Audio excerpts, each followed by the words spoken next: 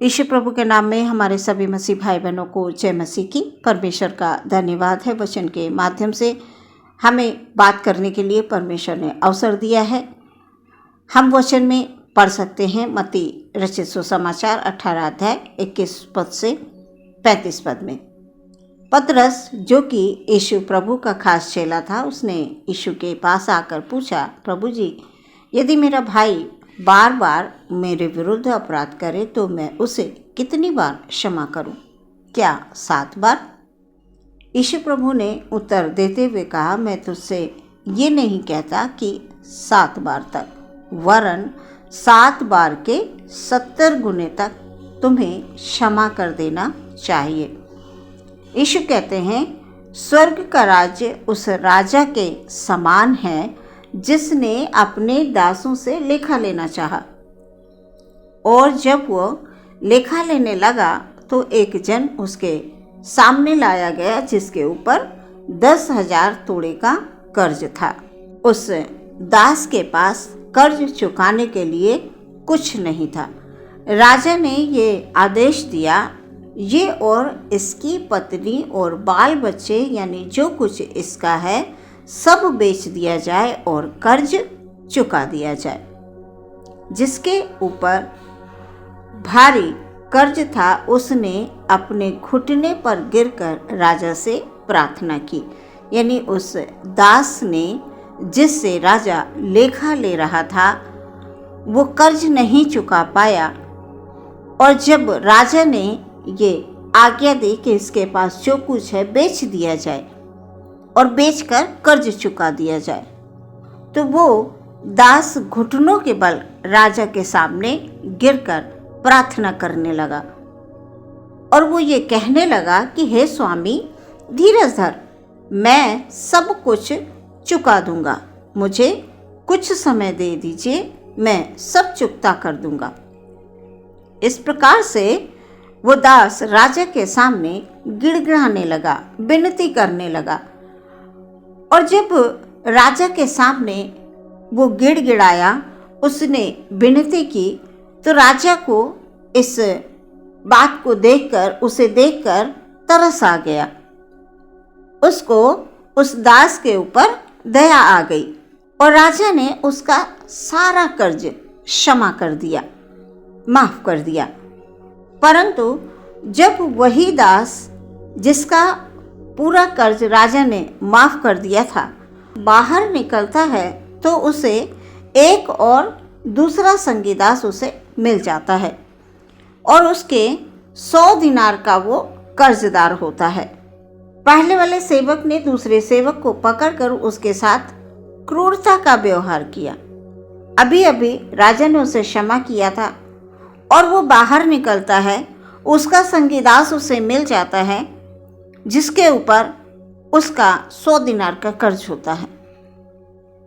प्रियो, वचन ये कह रहा है कि उसने उसे पकड़कर उसके साथ क्रूरता का व्यवहार किया, उसका गला घोटा और कहा, मेरा जो भी कर्ज है तेरे ऊपर है तो उसे जल्दी से भर दे।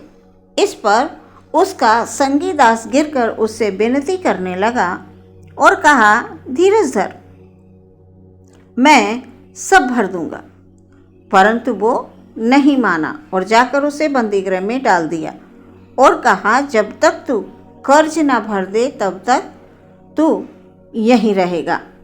इन बातों को देखकर उसके दूसरे संगी दास बड़ा ही उदास हुए और जो कुछ उन्होंने देखा था राजा को पूरा हाल बता दिया कि किस प्रकार से वो दूसरे दास के साथ क्रूरता का व्यवहार कर रहा है, उसके साथ गलत कर रहा है।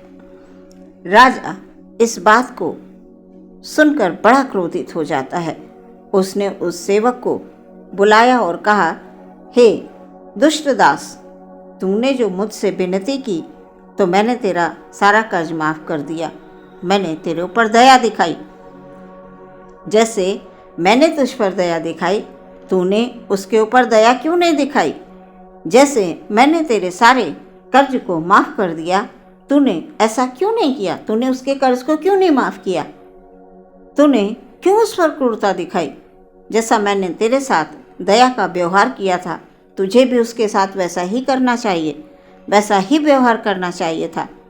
राजा ने क्रोध में आकर उसे दंड देने वालों के हाथ में सौंप दिया कि जब तक वो सब कर्ज ना भर दे, पूरा कर्ज ना भर दे, तब तक उनके हाथ में रहे। प्रियो, यीशु प्रभु चाहते हैं कि हम सब एक दूसरे से प्रेम का व्यवहार करें, दया का व्यवहार करें, दया की भावना रखें।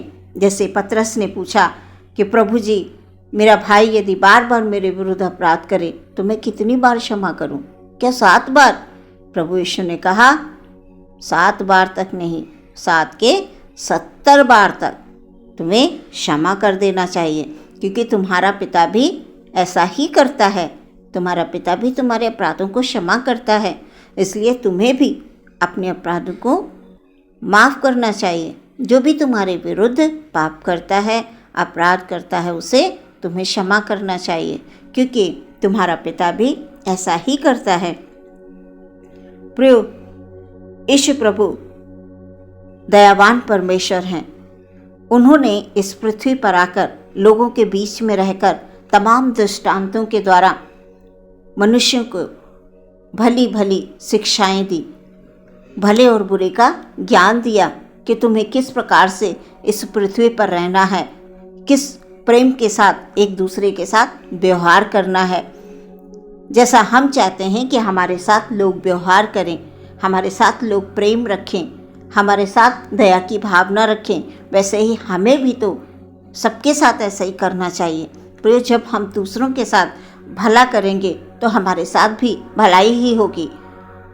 परमेश्वर प्रभु यीशु मसीह की शिक्षाओं को हम कभी ना भूलें। वो तमाम दृष्टांतों में अपने चेलों से बात किया करते थे और बहुत सी भीड़ की भीड़ उनके पीछे होती थी और सभी लोग ध्यानपूर्वक प्रभु यीशु की बातों को सुनते थे, ग्रहण करते थे। और प्रिय, जो लोग प्रभु की बातों को सुनकर ग्रहण कर लेते थे यीशु प्रभु को, वो उनके पीछे चल देते थे, उनका उद्धार हो जाता था। प्रभु यीशु मसीह के नाम में सामर्थ है। प्रियो, हमें ये विचार करना है, क्या वाकई हम हृदय से एक दूसरे को क्षमा कर देते हैं? कई बार हमारे जीवनों में ऐसा होता है, हम कुछ नहीं करते हैं फिर भी हम दोषी ठहराए जाते हैं। हमारे विरुद्ध बहुत से आसपास के लोग षड्यंत्र रच लेते हैं हमें गिराने के लिए, लेकिन प्रभु यीशु यही कहते हैं कि तुम क्षमा कर दो। 7 बार नहीं बल्कि 70 बार क्षमा करो, बार बार उनको तुम क्षमा करो। प्रियो, हमें भी परमेश्वर की तमाम बातों को स्मरण रखना चाहिए। हर एक वचन परमेश्वर के हमें शांति देते हैं, हमें आनंद देते हैं। परमेश्वर चाहते हैं कि संसार में रहते हुए हम सच्चाई के साथ जीवन में आगे बढ़ते जाएं। आज के वचन के द्वारा परमेश्वर हमेशा हम सबकी सहायता करे और हमें ऐसी आत्मा दे, हमें ऐसा मन दे कि हम एक दूसरे को क्षमा करना सीखें। आमीन। हम प्रार्थना करेंगे। धन्यवाद धन्यवाद धन्यवाद। यीशु प्रभु की जय हो, यीशु प्रभु की जय हो, तारीफ हो प्रभु की। Hallelujah hallelujah hallelujah. अपने सभी भाई बहनों को आपके हाथों में समर्पित करते हैं राजा। Hallelujah hallelujah hallelujah. प्रभु जी, हमें पवित्र आत्मा के द्वारा परमेश्वर अगुवाई दीजिए खुदाबंद। Hallelujah hallelujah. ताकि हम पवित्र आत्मा के द्वारा परमेश्वर पिता हालेलुया जीवन में आगे बढ़ते जाएं। हमारी खुदाबंद खुदा यीशु मसीह के नाम से रक्षा होती है, हमारी सहायता होती है नित्य प्रतिदिन प्रभु में। हालेलुया। हम जड़ पकड़ते हैं। हालेलुया। प्रभु जी, आज के वचन के द्वारा हालेलुया प्रभु आपने हमें यही बताया कि हमें एक दूसरे के अपराधों को क्षमा कर देना चाहिए। सच में परमेश्वर, बार बार यदि हमारे विरुद्ध कोई हालेलुया किसी भी प्रकार की खुदाबंद खुदा षड्यंत्र रचता है, किसी भी प्रकार से हमें गिराना चाहता है, किसी भी प्रकार से हमें तकलीफ़ों को देना चाहता है पिता, हालेलुया हमें वचन को स्मरण रखते हुए, आपकी शिक्षा को स्मरण रखते हुए प्रभु जी हमें क्षमा कर देना चाहिए। हालेलुया। क्योंकि जब हम दूसरे की बातों को प्रभु जी हालेलुया क्षमा करेंगे खुदावंद हालेलुया, तो हमारे भी पाप क्षमा किए जाएंगे पिता हालेलुया हालेलुया। हम तेरी ओर दृष्टि लगाते हैं पिता परमेश्वर हालेलुया हालेलुया। हमको हालेलुया अपने धर्म के मार्ग पर ले चलें परमेश्वर, और हर एक वचन के द्वारा परमेश्वर हमारे जीवन में आनंद दे प्यारे खुदावन, बढ़ोतरी दे प्रभु जी। तुझ में रहते हुए हम जीवन में आगे बढ़ते जाएं। हर एक भाई बहन को पिता आपके हाथों में समर्पित करते हैं, सबको प्रभु तेरी ओर से आशीष मिले हालेलुया। यीशु मसीह के नाम से हर एक रुके हुए कार्य पूरे होने के लिए हम प्रार्थना करते हैं पिता, सबके जीवन में आनंद हो प्रभु जी यीशु मसीह के नाम से हालेलुया हालेलुया। सभी लोग बढ़ते जाएं प्रभु जी यीशु के नाम की अद्भुत गवाहियां हो जीवन में हालेलुया। आदर महिमा आपको देते हैं, विश्वास के साथ प्रार्थना मांगते हैं यीशु के नाम से, सुने और ग्रहण करें पिता, आमीन।